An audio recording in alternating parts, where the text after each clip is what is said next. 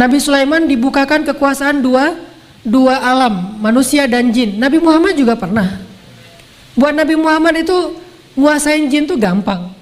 Bahkan beberapa ayat Al-Quran, salah satunya surat jin, Allah menyebutkan bagaimana jin masuk Islam, dapat hidayah gara-gara dengerin Nabi Muhammad baca Quran. Nabi Muhammad posting lagi tilawah gitu, terus tiba-tiba jin nge-like dan masuk Islam. Jadi followers Nabi jin. Dan itu bukan jin yang lagi kayak iseng lewat lagi ngapain gitu, nggak sengaja buka akunnya Nabi Muhammad, bukan. Jin yang memang selama ini itu pengen mengganggu Rasulullah SAW. Jadi iblis itu mengutus pasukannya di seluruh dunia untuk mengambil sampel tanah dari negeri-negeri yang ada di seluruh dunia. Sampel tanah. Kenapa dicari sampel tanahnya? Karena iblis ngelihat pintu langit itu sekarang udah pakai password kalau mau masuk, susah.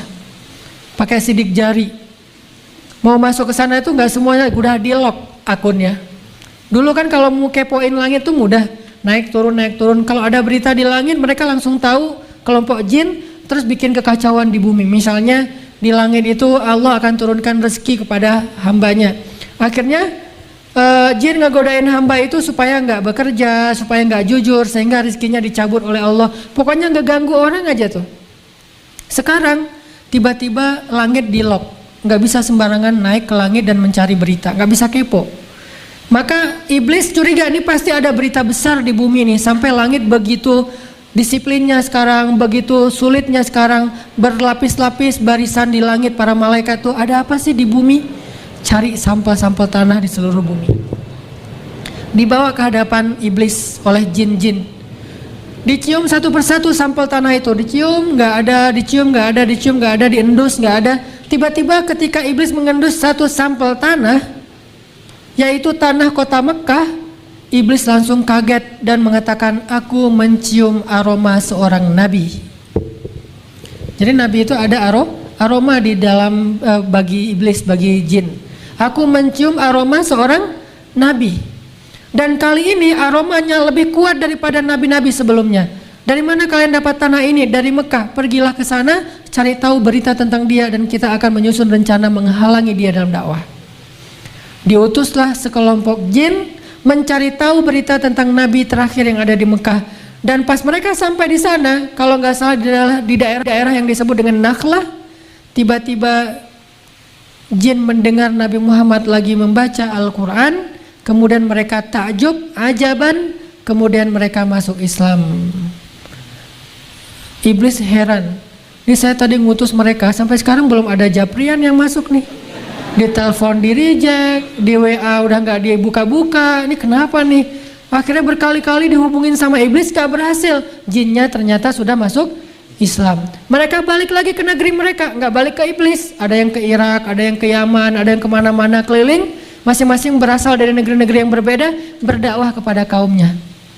Selang setahun mereka datang lagi kepada Nabi Muhammad. Mereka mengatakan, ya Rasulullah, kami alhamdulillah sudah berhasil mengislamkan jin ribuan lewat mereka nih. Jadi viral banget ternyata dakwah Nabi di kalangan jin. Dan mereka mengatakan mereka semuanya fansnya Rasul. Boleh nggak kita bikin sebuah seminar, kata jin, yang anggotanya itu pesertanya semuanya jin. Kata Nabi boleh, tapi jangan dekat-dekat dengan rumah penduduk ya, karena jin kan gede-gede dan beda kan karakternya, agak-agak kusak-rusuk gitu kan, nggak rapi. Akhirnya ditaruhlah seminarnya di tengah padang pasir. Nah pas malam mau bikin seminar, dan seminarnya harus malam ya, kalau nggak serem kan jin ya. Pas malam mau seminar, Nabi itu ngajak sahabat siapa yang bisa dampingin Nabi buat acara seminar. Jadi kayak jadi LO-nya Nabi lah, atau jadi asistennya Nabi. Gak ada sahabat yang mau coba. Kemana Rasul? Seminar jin. Aduh saya lagi gak enak badan. Kemana Rasul? Seminar jin. Saya lagi ada janji sama teman, saya mau apa. Akhirnya Nabi memaksa Abdullah ibnu Mas'ud jadi asisten Nabi di seminar jin. Itu disebutin nanti di kisah panjang surat Al-Jin dan beberapa surat yang lain. Berangkatlah Ibnu Mas'ud seminar bareng dengan Nabi di tengah padang pasir. Pas sudah mau sampai ke venue-nya, Nabi memberhentikan kendaraan beliau, onta beliau, turun bareng Ibnu Mas'ud. Kemudian Nabi menyuruh Ibnu Mas'ud berdiri di sebuah tempat. Lalu di sekeliling Ibnu Mas'ud Nabi membuat lingkaran. pakai jari beliau sambil komat kamit membaca zikir doa gitu, dibuat lingkaran. Setelah selesai membuat lingkaran, Nabi bilang kepada Abdullah, ya Abdullah, apapun yang terjadi jangan pernah keluar dari garis lingkaran ini, kata Nabi. Apapun yang terjadi. Siap ya Rasulullah. Rasul mau kemana? Saya mau ke stage, mau seminar. Berangkatlah Nabi ke tempat seminar. Ternyata begitu Nabi berhenti di tengah padang pasir, berbondong-bondong datang anggota atau peserta seminar itu dari kelompok jin. Jadi nggak jauh dari situ tuh kayak ada meja registrasi ulang gitu kan. Terus jin datang, ngantri registrasi ulang. Pak udah bayar? Udah. Kok nggak ada nih namanya di laptop gitu-gitu. Pokoknya heboh aja jin. Dan jin itu kan susah diatur ya. Nggak bisa diatur jin tuh. Ada yang lari, ada yang loncat-loncat, ada yang terbang-terbang. Dan Abdullah ada di dekat meja registrasi. Abdullah bin Mas'ud ada di dekat meja registrasi yang sekarang lagi crowd banget, lagi rame banget jin berkumpul di situ. Sehingga Abdullah hampir terinjak-injak di antara jin. Gede-gede tuh jinnya. Ada yang bertanduk, ada yang mirip hewan, ada yang segala macam. Abdullah ngelihat ngeri banget pemandangan waktu itu. Suaranya riuh luar biasa, lebih daripada riuhnya pasar dan konser, riuh banget. Dan kata Abdullah, hampir saja saya lari karena ketakutan. Kalau saya tidak ingat dengan pesan Nabi, jangan keluar dari garis yang Nabi buat. Bertahan aja di situ sambil tutup mata, segala macam, tutup telinga, saking riuhnya jin. Pas jin udah berkumpul, rame, Abdullah tidak bisa melihat Rasulullah karena ukuran jin kan gede-gede ya. Nabi ada di tengah, jin itu kayak bertawaf. Pokoknya suasananya serem banget. Ini lebih daripada cerita Harry Potter, Lord of the Ring, pokoknya gitu-gitu, ngeri tuh. Setelah lama, mungkin seminarnya kurang lebih 1,5 jam, kemudian ada tanya jawab gitu, selesai. Udah beres tanya jawab, jin satu persatu bubar. Bubar, terbang, balik lagi ke negerinya. Tinggal beberapa kelompok jin yang masih curhat sama Nabi. Karena sesi tanya jawabnya bertahap. Nah, Abdullah dari jauh kan nggak kedengaran ya suaranya dari kejauhan. Apa kok ada jin yang datang ke Nabi, terus berangkat, balik lagi, datang lagi, balik lagi. Selesai semuanya, tiba-tiba Nabi naik turun di atas bukit, balik bawa beberapa barang kayak batu atau kayak tulang-tulang gitu. Beres semuanya, jin udah pada pergi, Nabi balik. Nabi terlihat sangat lelah karena nggak gampang mendakwahi jin.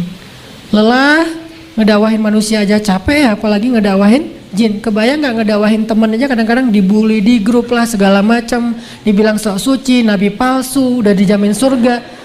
Nah ini apalagi jin nih.